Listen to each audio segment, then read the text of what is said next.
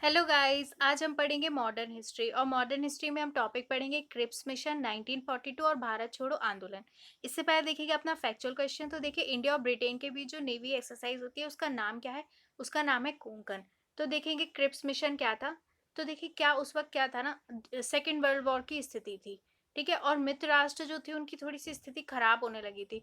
तो जो दूसरे देश के राष्ट्रपति थे उन्होंने ब्रिटेन पर दबाव डाला कि भारतीयों का सहयोग लेने की कोशिश करें, क्योंकि देखिए, जो ब्रिटेन की जो सेना थी उसमें बहुत सारे भारतीय थे।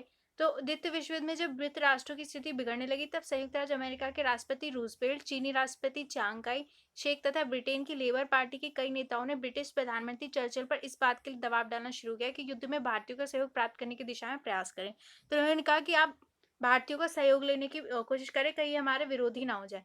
तो देखिए, इस परिस्थिति में ब्रिटिश सरकार ने मार्च 1942 में अपने कैबिनेट मंत्री स्ट्रेटफोर्ड क्रिप्स के नेतृत्व में एक दूतमंडल को भारत भेजा। तो देखिए, इन्होंने क्रिप्स मिशन भेजा। फिर जो ब्रिटिशर्स थे उन्होंने भारत के लिए भेजा क्रिप्स मिशन। क्रिप्स मिशन ने कुछ घोषणाएं की। अब देखिए, यही इंपॉर्टेंट है कि इनने घोषणाएं क्या की। तो देखिए, युद्ध समाप्त होने में भारत को डोमिनियन स्टेटस का दर्जा। इन्होंने कहा कि युद्ध अगर खत्म हो जाएगा उसके बाद भारतीयों को डोमिनेंट स्टेटस दिया जाएगा। अब देखिए, तब तक क्या होने लगी थी, स्वतंत्रता की मांग हो रही थी, है ना, कि हमें स्वतंत्रता चाहिए, और अभी तक आप डोमिनेंट स्टेटस की बात कर रहे हैं। डोमिनेंट स्टेटस मतलब कि अपनी स्वाधीनता से कार्य कर सकेंगे लेकिन रहेंगे ब्रिटेन के अधीन ही। तो हमें अब क्या चाहिए थी, स्वतंत्रता चाहिए थी। युद्ध के पश्चात भारतीयों का निर्वाचित निकाय भारतीयों के लिए संविधान बनाएगा। इस संविधान सभा में भारतीयों को भी सम्मिलित किया जाएगा। तो उन्होंने कहा कि एक निर्वाचित निकाय होगा जो भारतीयों के लिए संविधान बनाया जाएगा। एक ऐसी संविधान निर्मात्री परिषद का गठन करने का वादा किया गया जिसमें कुछ सदस्यों का निर्वाचन प्रांतीय विधायिकाओं द्वारा किया जाना था तथा कुछ रियासतों के प्रतिनिधियों द्वारा नामांकित सदस्य होंगे। तो उन्होंने कहा एक संविधान निर्मात्री परिषद का गठन करेंगे। तो अब देखिए, इसके बाद इन्होंने कहा कि पाकिस्तान की मांग को बढ़ावा देने के उद्देश्य से इस प्रस्ताव में गुंजाइश रखी गई कि यदि किसी प्रांत को नया संविधान स्वीकार नहीं होता तो वह अपने लिए नए संविधान हेतु ब्रिटिश सरकार के साथ समझौता कर सकेगा। अब देखिए, इसी क्रिप्स मिशन के द्वारा पाकिस्तान की मांग को आंशिकता माना गया। ठीक है, तो इन्होंने कहा कि अगर कुछ लोगों को मतलब ये वाला जो नया संविधान स्वीकार नहीं होगा तो ब्रिटिश सरकार से समझौता कर सकेंगे। हालांकि प्रत्यक्ष रूप से पाकिस्तान की मांग को इसमें स्वीकार नहीं किया गया।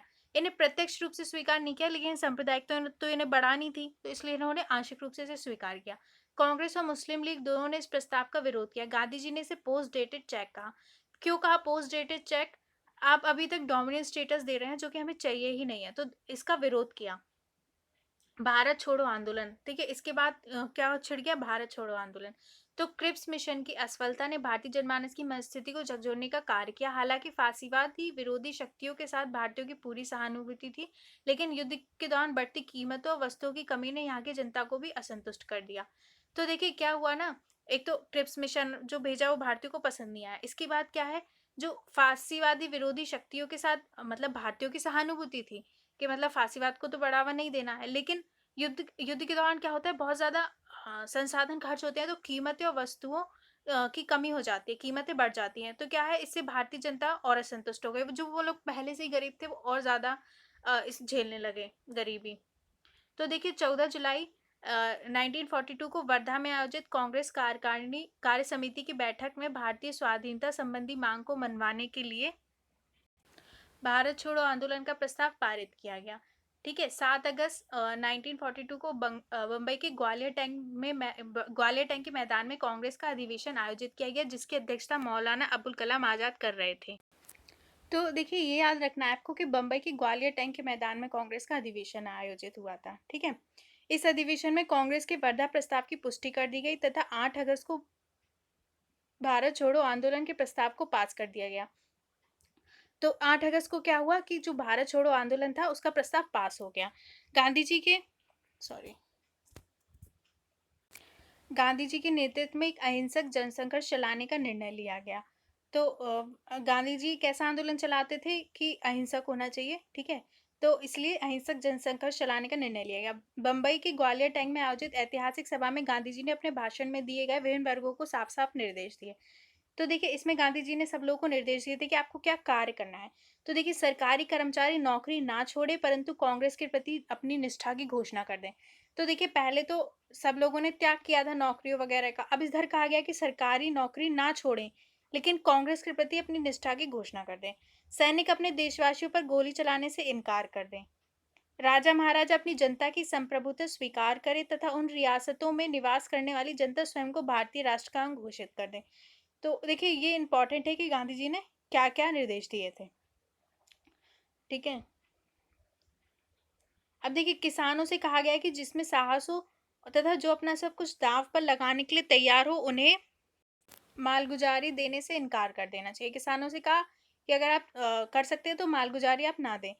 9 अगस्त की सुबह आकस्मिक गिरफ्तारी के कारण ये निर्देश जारी नहीं किए जा सके, किंतु महत्वपूर्ण नेताओं की गिरफ्तारी के बाद जनता ने जिस ढंग से ठीक समझा अपनी प्रतिक्रिया व्यक्त की।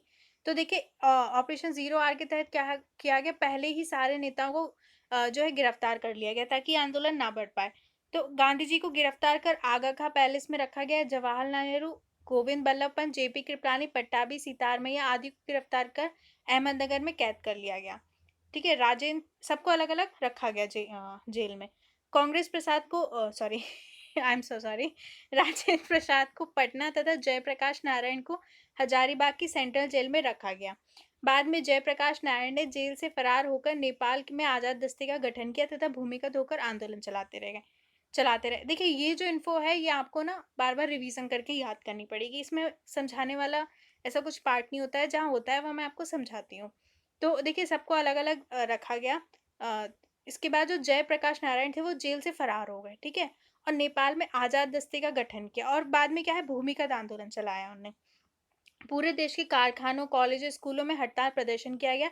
इस आंदोलन के दौरान होने वाली गोलीबारी एवं दमन से क्रुद्ध होकर जनता ने अनेक स्थानों पर हिंसक कार्रवाई भी की।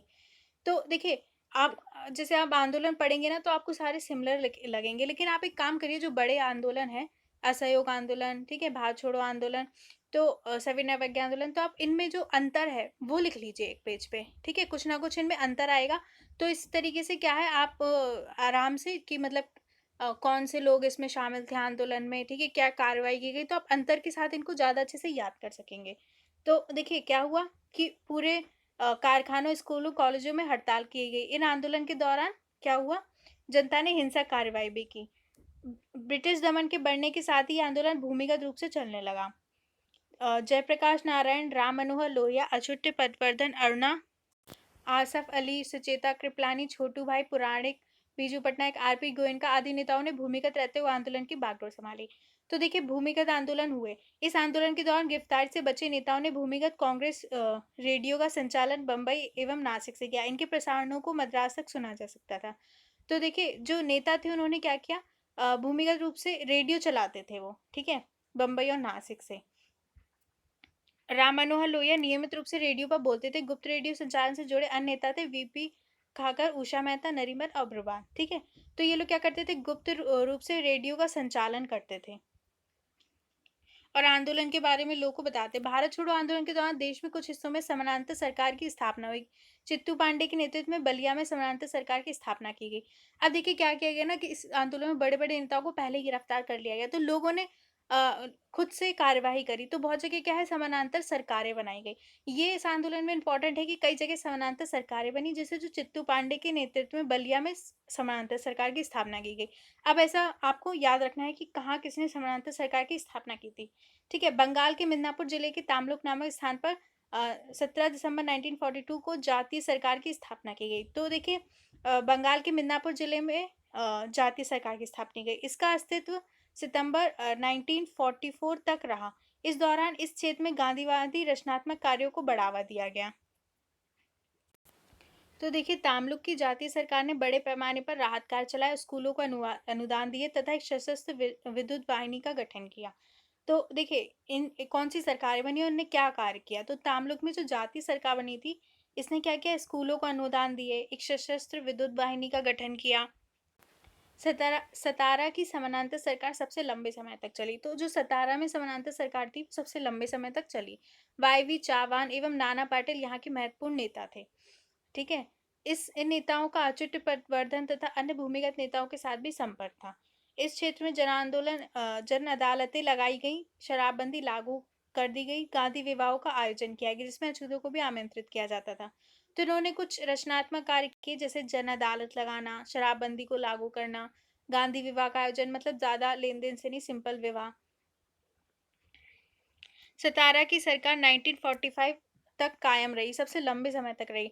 हालांकि कम्युनिस्ट पार्टी ने इस आंदोलन का बहिष्कार किया, किंतु स्थानीय स्तर पर सैकड़ों कम्युनिस्टों ने इसमें भागीदारी की। देखिए, कम्युनिस्ट पार्टी थी, उसने इस आंदोलन का बहिष्कार किया था। ठीक है, लेकिन बहुत से कम्युनिस्टों ने इसमें भागीदारी भी की थी। सरकार द्वारा इस आंदोलन को दबाने हेतु प्रदर्शन कर रही भीड़ पर मशीन गनों से गोलियां चलाई गई। ठीक है, कैदियों को कठोर यातनाएं दी गई। तो देखिए, ब्रिटिश सरकार ने भी इसको काफी दमन करने की कोशिश करी इस आंदोलन की। सरकारी दमन के विरोध में गांधी जी ने 10 फरवरी 1943 को 21 दिन का उपवास करने की घोषणा कर दी। तो गांधी जी ने कहा कि हम इस दमन के विरोध में उपवास करेंगे। तो गांधी जी ने उपवास शुरू करने के पश्चात देश तथा विदेशों से उनकी रिहाई की मांग जोर पकड़ने लगी। तो क्या है, लोग कहने लगे कि गांधी जी को रिहा किया जाए। गांधी जी की रिहाई की मांग को लेकर वायसराय की कार्यकारिणी से एमएसएनई, एनआर सरकार तथा एचपी मोदी ने इस्तीफा दे दिया। कई लोगों ने क्या करा, इस्तीफा भी दे दिया। अब देखिए, रिहाई के प्रति सरकार के उदासीन रवैये को देखते हुए गांधी जी ने 7 मार्च 1943 को अपनी भूख हड़ताल को वापस ले लिया तथा खराब स्वास्थ्य के आधार पर 6 मई 1944 को गांधी जी को रिहा कर दिया गया। तो देखिए क्या हुआ ना कि गांधी जी ने भूख हड़ताल की, पर इसका असर सरकार पर नहीं हुआ और खराब स्वास्थ्य के आधार पर इनको बाद में रिहा कर दिया गया। ठीक है, अब हम नेक्स्ट टॉपिक नेक्स्ट वीडियो में पढ़ेंगे। Thank you.